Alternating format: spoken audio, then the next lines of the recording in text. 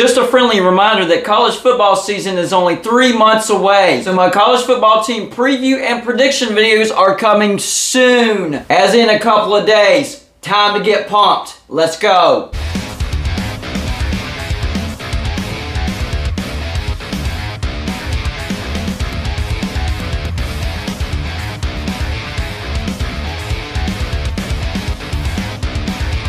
Golden Blued back with another video just for you, the college football fan. So if you are a college football fan, go ahead and hit that like and subscribe button. Look, it's a long college football offseason, but I'm here to get you through it. Don't forget to go check out our Patreon page. A lot of time and effort going into that. And I call my Patreons the shot callers because, well, they do call the shots around here. Also, we have a great website designed and created by Joey Foster. We have 8 great writers led by head writer Michael Walker. Yes, that's right. I will start my annual preview and prediction videos for all FBS college football teams starting at the end of this week. So stay tuned for that. But today I'm going to be talking about 2 conferences that are going to be battling to not go extinct. Talking about the Pac-12 and the Big 12. The next 5 years could determine if one of these conferences are going to go extinct, not going to exist anymore, at least as a Power 5 conference. So first off, what are we looking at here? Well, the first thing that I think of is the Mike Gundy comment saying that the Big 12 will add more teams within 5 years. And this is after they added Houston, Cincinnati, UCF, and BYU. He's saying the Big 12 is going to add more teams after that within the next 5 years. Now, I've already talked about the possibilities of going after Boise State and Memphis. And to be honest with you, both of those 2 teams are pouring money into their football program, specifically their stadium, preparing for a call-up to the Big 12. So that's definitely a possibility. But the other thing is the Big 12 turning their attention to the Pac-12 and saying,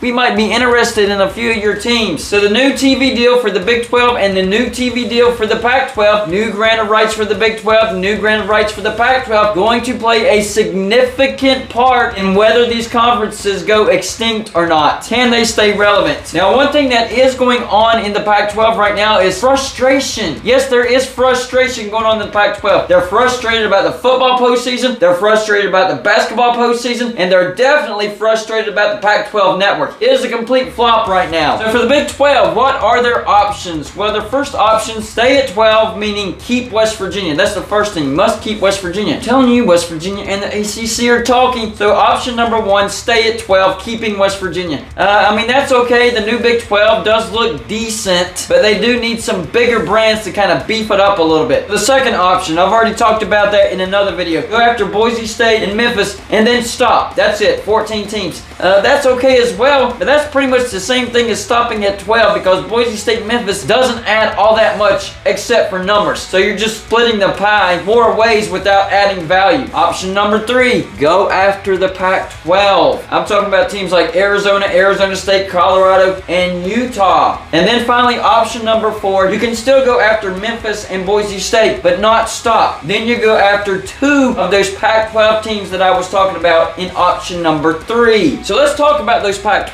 teams real quick. So if the Big 12 went after Arizona, Arizona State, they would be getting a major TV market in Phoenix, Arizona. Whether they're an Arizona State fan or an Arizona fan, either way, you're grabbing that market. In Arizona, Arizona State, they love recruiting in their home state, Arizona, and they also love recruiting in the state of California. So maybe that could open up bigger recruiting avenues for the state of California. One area where Big 12 teams struggle just a little bit. What about the other teams? Utah. Utah would add a natural rival for BYU in the Big 12. And it would guarantee that Utah and BYU would play every single year. A lot of people don't know this, but BYU and Utah do not play every year. In fact, right now, they are on a 2-year break. That's a shame. They should play every stinking year no matter what. And I think Utah fits better in the Big 12 than what they do in the Pac-12. I mean, even look at the map. It makes more sense for Utah to be in the Big 12 than it does in the Pac-12. By the way, if you're a Utah fan, you let me know. Which conference would you rather be in? Don't be scared. Let me know in the comments. Big 12 or Pac-12. I won't be mad either way. And then finally, there's Colorado. Colorado would bring in a very good TV market, bringing in some Denver viewers. Not all Denver viewers, but some. And Colorado is already familiar with the Big 12. And one of the biggest reasons why Colorado left the Big 12, Texas, is now gone. So it would make sense for Colorado to come back to the Big 12 and play some of their old rivals. And honestly, I think Colorado fits much better in the Big 12 than what they do in the Pac-12. They actually look like a fish out of water in the Pac-12.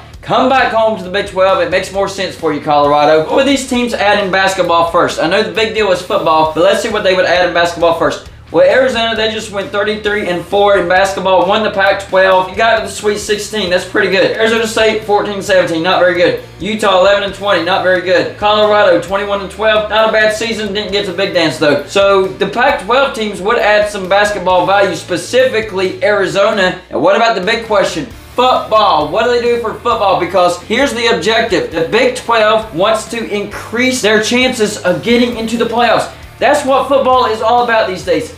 Getting your conference into the playoffs. Well, right now, the Arizona Skulls, they don't add much at all. They do add a TV market, a substantial TV market, but as far as chances of getting into the playoffs, doesn't really raise it at all. I mean, Arizona went 1-11, one of the worst football teams in the nation. Arizona State kind of on the rise, 8-5, although there is a little scandal going on with Herm Edwards. Jaden Daniels transferred out of Arizona State. Then you have Utah and Colorado. Colorado's up and down, hit and miss this past year. Big miss. 4-8. Utah, though. Utah, if the Big 12 grabs Utah, I do think it would increase their chances of making the playoffs because Utah is building something and they're getting better and better when it comes to football. Last year, they had a 10-win season, 10-4. Won the Pac-12, carried the Pac-12 last year, beat Oregon twice. Yes, Utah would help football tremendously in the Big 12. So now let's jump back to the Pac-12. What do they have to do to survive? I think if the Pac-12 stay as is and do not expand, they're going to get picked apart. That's the bottom line. So the Pac-12's only choice is expand as soon as possible. Because if you don't, here's what could happen. Arizona State, they could head to the Big 12. But it doesn't stop there. Utah, Colorado, they could head to the Big 12. I'm not saying all four, but two could head to the Big 12. On top of that, USC, UCLA, they could head to the SEC. USC or Oregon, they could head to the Big 10 or the SEC. Oregon and Washington, they could head to the Big 10. Washington, USC, they could head to the Big 10, SEC. See what I'm doing there? There's a lot of combinations of teams leaving in pairs for either the Big 10, Big 12, or the SEC. If you don't expand and if this new TV deal isn't worth squat, you're gonna get picked apart, Pac-12. What are your options, though? Well, the first thing you need to do is you need to bend that Tier 1 research facility rule just a little bit. I'm not saying break it all together, but be a little lenient. Give them a few years to get that status if they don't have it right now. Now, the first option was to go out and get Boise State and BYU. Too late for that. Stuck up your snotty nose to BYU and said, we don't want you. You're a religion school, not good enough for the Pac-12. And we all know Boise State, that's just not happening. So that's off the board. Second option, Kansas State. Well, I mean, that's a decent TV market for basketball. Doesn't help with football at all. Option number 3. Oklahoma State and Texas Tech. I think that would be a good fit. That would stretch your footprint. Better shot to reach the playoffs.